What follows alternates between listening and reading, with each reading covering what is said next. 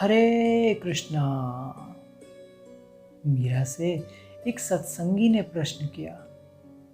उसने कहा कि वास्तव में भजन का अर्थ क्या है। मैं जितना समझा हूँ भजन का अर्थ संभवतः नाम जप है, किंतु किंतु जप में मन लगता नहीं माँ। उसने दुखी स्वर में कहा। हाथ माला की मणियां सरकाता है, जीभ नाम लेती रहती है, किंतु मन मानो धरा गगन के समस्त कार्यों का ठेका लेकर कहीं उड़ता फिरता है। ऐसे में माँ भजन से जप से क्या लाभ होगा। मीरा ने बड़े ही प्रेम पूर्ण स्वर में कहा, भजन का अर्थ है कैसे भी जैसे हो मन वचन काया से भगवत संबंधी कार्य हो। हमें उसका ध्यान वैसे ही बना रहे जैसे घर का कार्य करते हुए माँ का ध्यान पालने में सोए बालक की ओर रहता है। अब रही मन लगने की बात, दरअसल मन हमारा सूक्ष्म शरीर ही है। हमारे स्थूल शरीर द्वारा जो क्रियाएं होंगी वही सूक्ष्म पर अंकित होकर संस्कार बनते हैं। जो क्रिया या कर्म बारंबार होगा उसका संस्कार ही दृढ़ होगा। यदि उस कर्म के साथ बुद्धि का समर्थन है तो उसका प्रभाव भी अधिक होगा।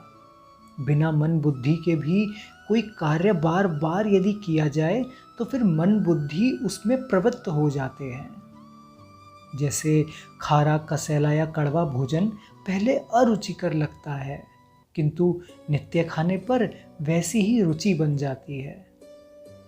जप किया ही इसलिए जाता है कि मन लगे, मन एकाग्र हो। पहले मन लगे फिर जप हो। यह असंभव नहीं तो साधारण जन के लिए कठिन अवश्य है। मन ना लगने की यह जो खिन्नता आपको होती है, वही खिन्नता मन लगने की भूमिका प्रस्तुत करेगी। आप जप तो आरंभ कीजिए, आरंभ आपके हाथ में है, वही कीजिए और ईमानदारी से निभाइए। मीरा की व्याकुलता दिन प्रतिदिन बढ़ती ही जा रही थी। सागर की उत्ताल तरंगें उन्हें विभोर कर देती, किंतु प्रिय विरह की दारुण व्यथा चैन नहीं लेने देती। उन्हें वृंदावन की वे रातें याद आती। लगता था मानो बस गंतव्य आ गया, अब कहीं नहीं जाना, कुछ नहीं देखना, कुछ नहीं कहना। किंतु प्रभु से बड़ा कौन है। अब ये द्वारिकाधीश कहाँ परदेश जा बसे कि प्राणों की पुकार सुनते ही नहीं।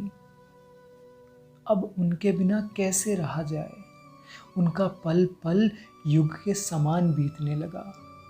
उनकी व्याकुलता देखकर दासियां घबरा जाती।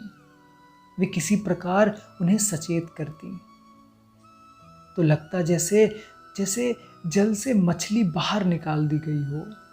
उन्हें शांत करने का एक ही उपाय था, सत्संग। संतों को देखकर उनका सारा दुख दर्द दूर हो जाता था। और मीरा बार बार गाने लगती, माने क्यों तरसावो, थारे कारण सब जग छोड़िया, अब थे क्यों बिसरावो। बिरह बीथा लागी उर अंतर थे, आशा ना बुझावो।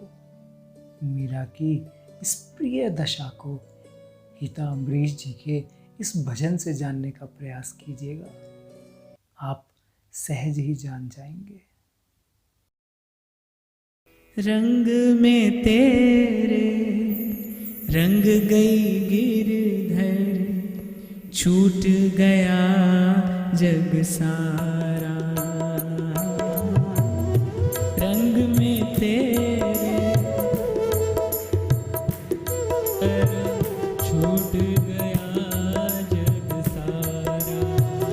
बन गई तेरे प्रेम की जोगन, लेकर मन एक तारा। बन गई तेरे प्रेम की जोगन, लेकर मन एक तारा। हाँ मेरी बाह पकड़ लो शाम रे, बनवारी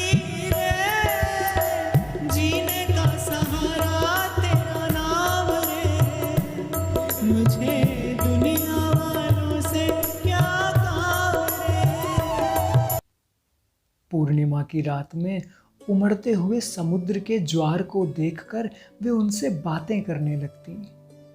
कहती, रे सागर, तेरी दशा भी मुझ जैसी है। तू कितना भी उमड़े, उत्ताल लहरें ले, किंतु चंद्रमा तक की दूरी पार करना तेरे बस में नहीं है। ऐसे ही मेरे प्राणपति भी मुझसे दूर जा बसे हैं। मैं गुणहीन उन्हें कैसे रिझाऊं, किसी प्रकार समझ नहीं पाती। मेरा हृदय भी तेरी तेरी तरह उमड़ आता है। न जाने कितनी दूर है वह धाम जहाँ मेरे प्रभु विराजते हैं। पर भैया, आशा जो है नहीं टूटती, इसी कारण प्रयत्न भी नहीं छूटता। हम दोनों समान रोग के रोगी हैं।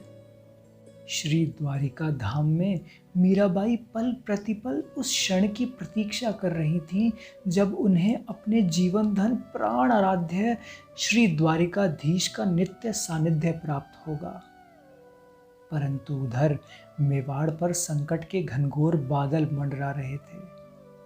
अकबर ने चित्तौड़ पर हमला बोल दिया और चित्तौड़ किले पर मुगल सेना का अधिकार हो गया। बातें होने लगी कि कुंवरानी सा मीराबाई को सताए जाने का यह दुष्परिणाम है। देव रूठ गए, तभी तो ऐसे दुर्दिन देखने पड़ रहे हैं।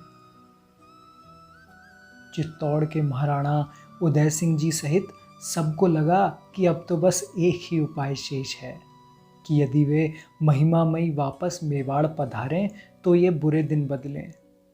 और मेवाड़ के राजपुरोहित, साथ में राठौड़ों के राजपुरोहित अचानक एक दिन मीराबाई के निवास स्थान पर पूछते पूछते पहुंच गए।